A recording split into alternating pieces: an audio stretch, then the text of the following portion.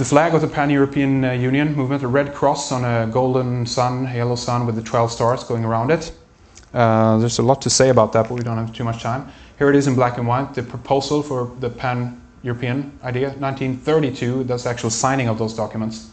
Here's Otto von Habsburg, friend of the Pope, member of the, or former head of the House of Habsburg. He is the international honorary president of the International Pan-European Union today, after Kalergi died back in the 70s, I think. Former member of the European Parliament, Christian Social Union of Bavaria, he was representing. Here's Otto von Habsburg shaking hands with Karl, one of his sons, one of his 7 kids, Karl von Habsburg or Lorraine, initiating him into the Order of Saint Sebastian in or of Europe. Some interesting European emblems for you down there to study. An interesting kind of rainbow priest in the background for that too. Karl Habsburg with his father shaking out the European Parliament. He is the current head of the Austrian branch of the Order of the Golden Fleece, founder and president of the organization Pan-Europe, Austria, elected to the European Parliament via ÖVP, Australian People's Party, head of the House of Habsburg right now. Swedish lady, one of his daughters, Walburga, Archduchess Walburga of Austria. German-Swedish lawyer, politician, joined the Moderate Party in 2006. She worked as an assistant in the European Parliament. She's suspected to have very leading roles in the EU in the future because of her royal connections.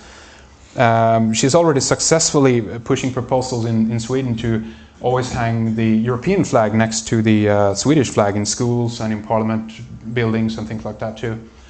Archduke George of Austria, another one of his sons, Otto von Habsburg's sons.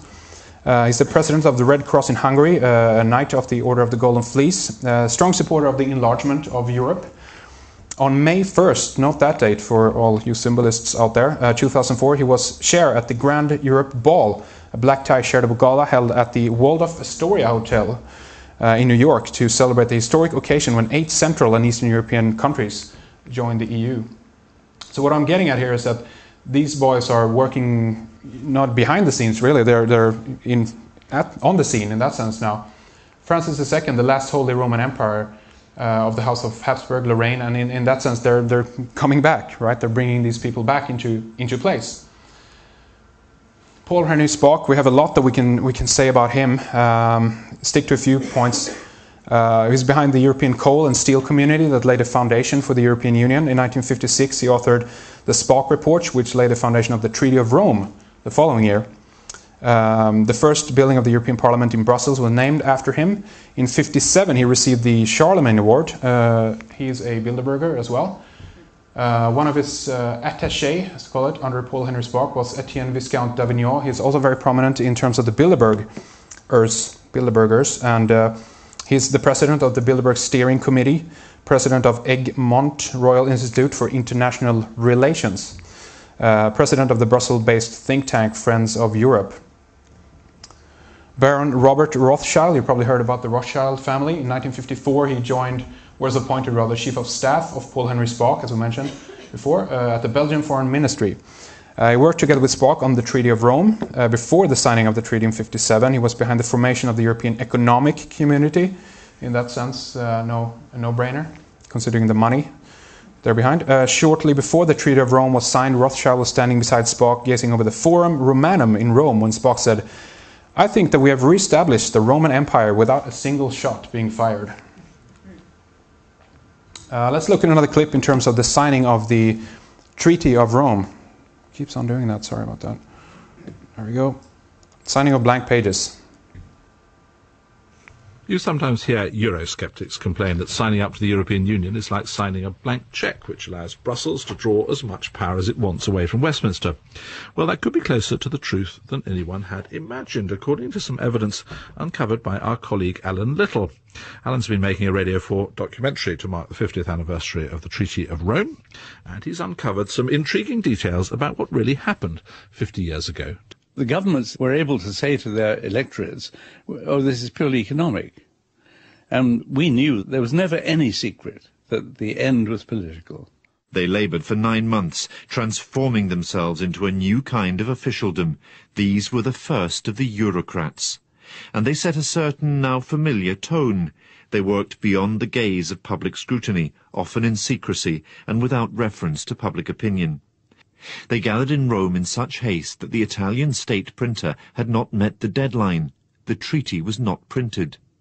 And so, in great ceremony and solemnity, 6 heads of government put their signatures that day to a treaty that was, apart from the title page at the front and the signature page at the back, composed entirely of blank pages. Pierre Pescator from Luxembourg was one of the lawyers that wrote the treaty. They signed a bundle of blank pages. The title existed in 4 languages, and also the protocol at the end. Nobody looked at what was in between.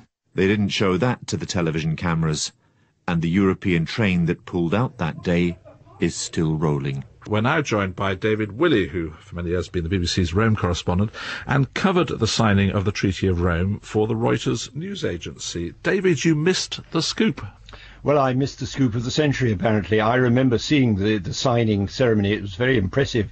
It took place in the Capitoline Hill building, the palace designed by Michelangelo. It was all very solemn. Everyone was wearing frock coats or morning dress, and there was a large press contingent there, of which I was just a very humble member. And the idea, presumably, of holding the signing ceremony in Rome on the Capitol, the heart, really, of the old Rome, was presumably symbolic, referring back to a time when Europe, well, I was going to say, was united, albeit under somebody's power. Well, the founding fathers of the European Union had to go back a long time in history, and they thought logically that all roads led somehow to Rome. Right. Is that even legal? I mean, I don't know. Can you sign blank pages like that? Just a question, you know. All roads lead to Rome in that sense. Capitoline Hill. Here we have the guys here. Tony Blair signing the Treaty of Rome. This is the extension of that when they tried to bring in the European Constitution in 2004. This is a signing process here in front of Pope Innocent the 10th. Don't know if he was that innocent, but let's leave that for now. Tony Blair, here they are in the Julius Caesar Hall doing some speeches before that time. Romano Prodi, Valerie Giscard d'Estaing, very important in terms of the architects of writing the Constitution and later the Lisbon Treaty. Silvio Berlusconi, lovely man. Tony Blair, the guy who put mass into mass murder in that sense. War criminal. Liar, if you will, in that sense, recently converted to Catholicism. Many people thought that this guy would be the first European president for that reason. But this guy is brought onto the scene instead. Herman Van Rompuy. He's your current EU president. Enjoy. You didn't get to elect him. He was selected. Jesuit trained, Bilderberger attendee. I call this guy the tax man as well. Here he's been signed in with Prince Albert, I think, II of Belgium or something like that. At a meeting at the Castle of Valley of Duchess, for a meeting held by the Bilderberg Group on 12th of November 2009, Van Rompuy made a speech about his vision of the European governance.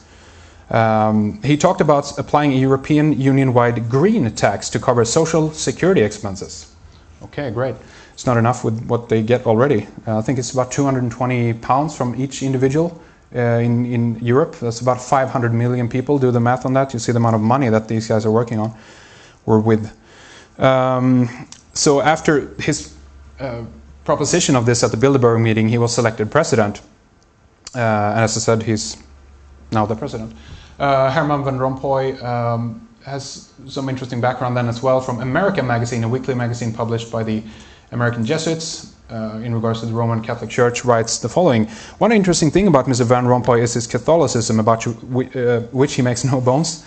He was educated by Jesuits in Brussels, went on to the Catholic University of Louvain, and in 1980s wrote a book about Christendom as a modern idea.